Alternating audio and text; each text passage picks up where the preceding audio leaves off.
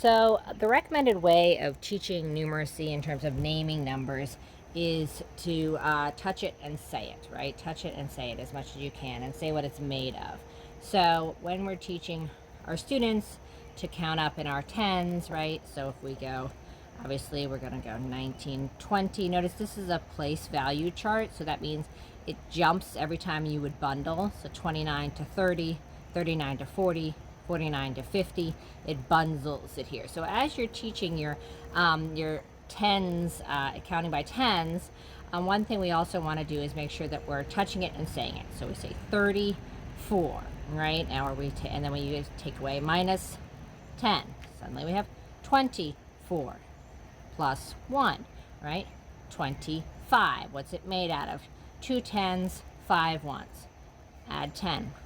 35. What's it made out of? 3 tens, 5 ones. So when we get into the teens, it becomes problematic because it doesn't follow this pattern that almost all the other numbers follow. 11 itself is particularly tricky because it doesn't connect language-wise to another word. So we just have 11, right, made out of 1 10 and 1 1. It doesn't connect to 1, obviously. So in terms of the language, you just have to teach them 11. 12 connects a little bit better because we got the 12 that we can connect to 20, right? We can connect to 12, you know, the 2, 110, 2 ones, and then to 2. And you can talk about how that might have been 2 at some point, right? So you can connect this in terms of linking the language of those terms.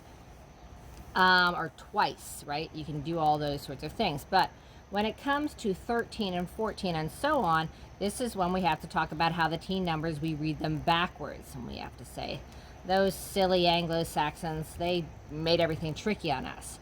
So we get 13, right? 3 and 10. Teen meaning 10. And what's it made out of?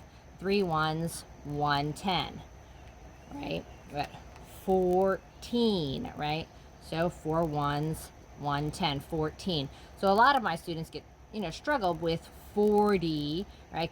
But once you teach in this way, 14, it's much easier for them to remember the differences between the name of, 14 and what that means versus the name of 40, which is 4 tens and 0 ones.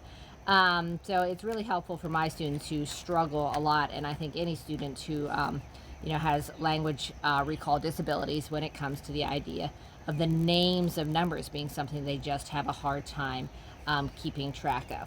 So just wanted to teach that about explicitly teaching our teen numbers.